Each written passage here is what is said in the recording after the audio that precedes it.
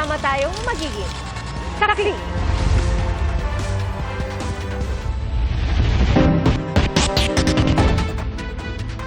Sibak sa tungkulin ng gwardyang nag-viral matapos hablutin ang isang babaeng nagtitinda ng sampagita sa tapat ng isang malaking mall sa Mandaluyong. Nag-viral ang insidente na iniimbestigahan na rin ng PNP. Saksi, si Chino Gaston.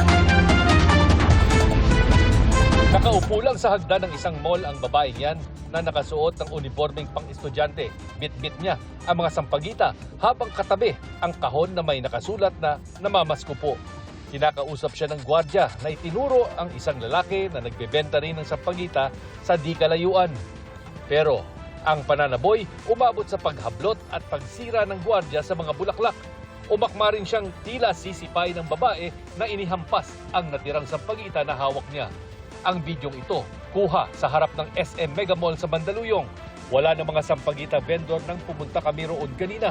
Pero di bababa sa 4 na gwardya ang nagbabantay sa labas ng mall.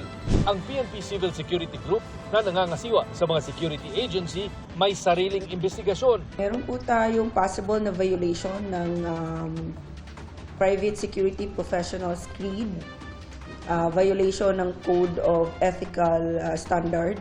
Posible rin na nilabag ng gwardya ang Anti-Child Abuse Law o RA 7610. Kabilang dyan ang anumang asal na minamaliit o niyuyurakan ang dignidad at dangal ng mga bata. At kung sakaling hindi na menor de edad ang babae, gaya ng spekulasyon sa ilang online post, Regardless of the age, ang tinitingnan natin yung decorum, yung behavior ng security guards towards the person. Dapat respectful and courteous ang ating mga security guards. pinapahanap naman ng Department of Social Welfare and Development ang babae at lalaking vendor para bigyan ng psychosocial support. Posible rin daw ang iba pang tulong para hindi na sila magbenta ng sampagita. Gusto rin kausapin ng DSWD ang SM Malls para sa posibleng training sa mga tauhan nito tungkol sa tamang pakikitungo sa mga menor de edad. Sa isang pahayag, sinabi ng pamunuan ng SM Mega Mall na nakikisimpatya sila sa babae sa video. Kinokondina rin daw nila ang ginawa ng security guard. Pinaiimbestigahan na raw nila ang insidente sa ahensya ng gwardya. Sinibak na rin siya at hindi na papayagang magtrabaho sa anumang branch ng mall chain. Ayon naman sa agency na kinabibilangan ng gwardya, ikinalulungkot nila ang insidente. Humingi sila ng paumanhin para sa ikinilos ng gwardya at tiniyak na gumugulong na ang proseso. Patuloy rin daw nilang papaalalahanan ang kanilang team na maging mapagmalasakit at profesional sa lahat ng pagkakataon. Para sa GMA Integrated News, Chino Gaston ang inyong saksi. Natangayan ng cellphone ang 17 taong gulang na estudyanteng naglalakad sa isang subdivision sa Taytay, Rizal. Ang nahulikam na insidente sa pagsaksi ni Jamie Santos. Kuha sa CCTV ang paglalakad ng isang babae nitong Martes ng gabi sa isang subdivision sa Taytay, Rizal. Hawak niya ang cellphone nang maya-maya mabilis itong hinablot ng riding in tandem. Makikita sa CCTV footage na ilang segundo na tila natulala ang 17 taong gulang na biktima dahil sa pangyayari. Pag uwi po niya sa bahay, mga 6:45 na po ng gabi, pag open ko ng door, nanginginig siyang umiiyak, humahagulhol. Tapos sinabi niya sa akin na nahablutan siya ng cellphone dito along Golden City. Pasalamat ako, wala namang nangyaring sa kanya. Mas malala. Okay lang si cellphone, pero yung trauma nga po na sa kanya, parang paminsan kahit ngayon, parang takot siya. Kwento ng biktima, pauwi na raw siya galing eskwelahan nang maganap ang krimen. After niya pong makuha sa akin, tumitig lang po siya sa akin ng masama. Tapos bumilis na po yung under ng motor po nila. Nagulat po ako nun, tapos syempre nakatitig po siya sa akin and tumingin po ako sa kanya. Tapos po nagpanik na po ako kasi hindi ko po alam yung gagawin ko that time.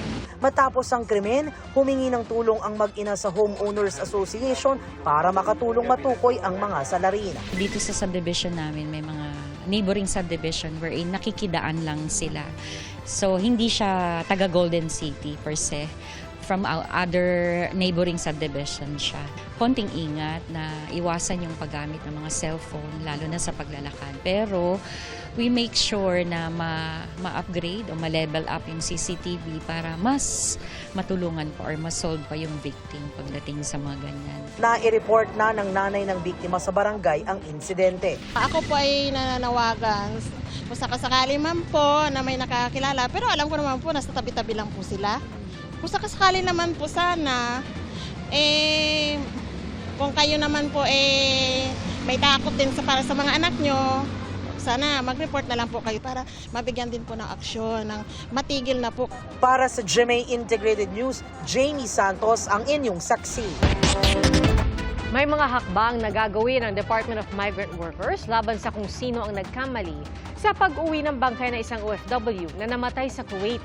Nakabalik na sa bansa ang tamang bangkay pero duda pa rin ang pamilya ng biktima sa kanyang ikinamatay. Saksi, si Mark Salazar.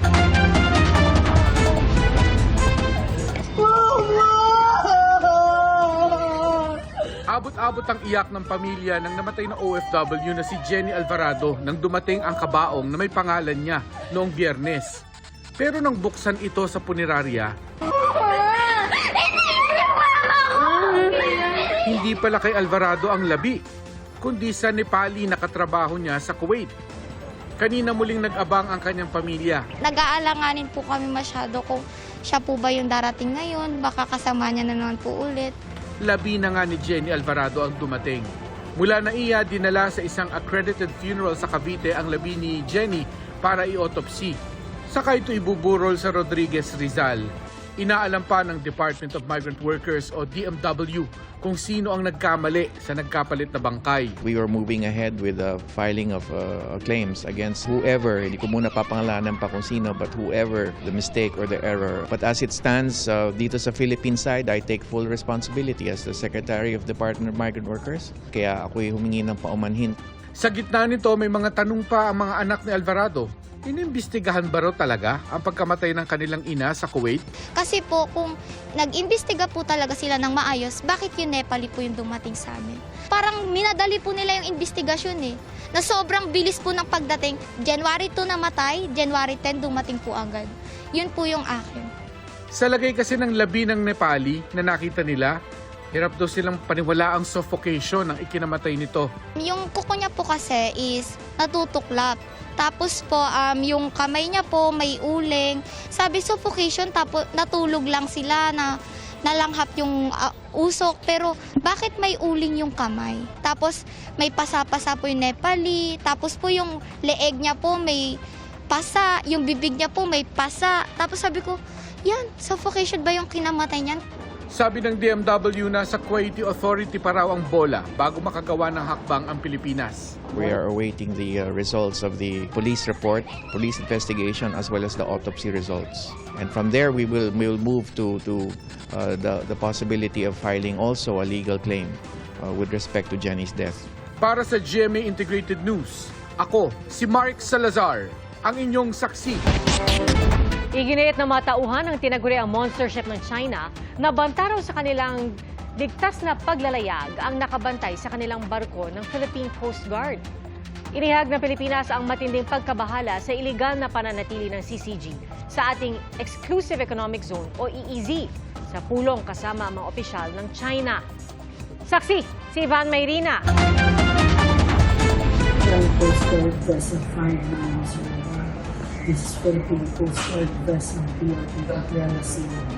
You do not possess any legal authority to patrol in the Philippines Exclusive Economic Zone. You are directed to depart immediately to notify us of your intentions. Radio challenge ito ng BRP Gabriela Silang sa tinaguriang monster ship ng China Coast Guard. Yan ang strategy nila, no? They are going to normalize the unlawful activities and then they're going to change the status quo for a certain long period of time. Ayon sa PCG, ang BRP Gabriela Silang ang pumalit sa nag-overheat na BRP Teresa Magbanwa sa pagbabantay sa CCG Vessel 5901. Tugon ng China sa radio challenges sa Pilipinas. Radio challenge din na sinasabing lumalabang ang Pilipinas sa Convention on the International Regulations for Preventing Collisions at Sea. Vessel 8301.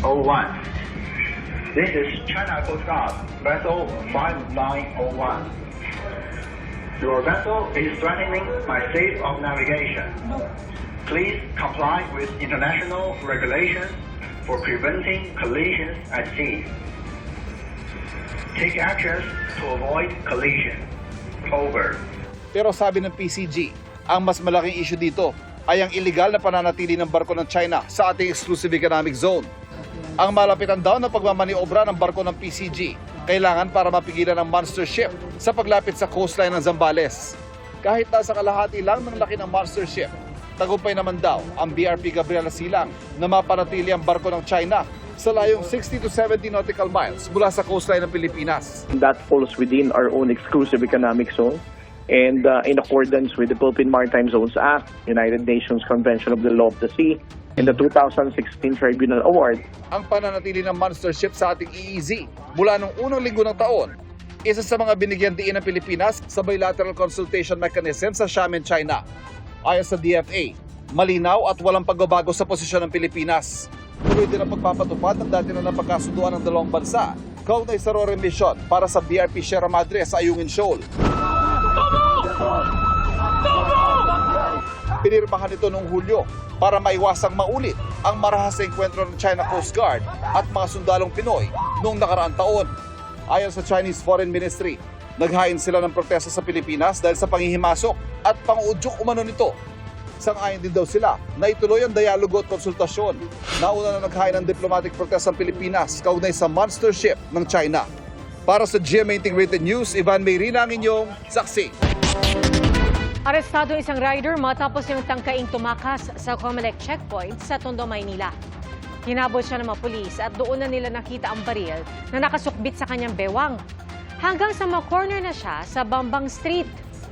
At dito na nakumpiska ang isang sachet ng hinihinalang shabu na nagkakahalagang mahigit 100,000 piso, pati ng isang baril at mga bala. Pag-amin ng suspect, maghahatid siya ng droga sa lugar na iniutos daw sa kanya ng kanyang kaibigan kapalit ng pera. Napag-alaman din na wala rin siyang lisensya at walang mga dokumentong magpapatunay na kanya ang motorsiklo.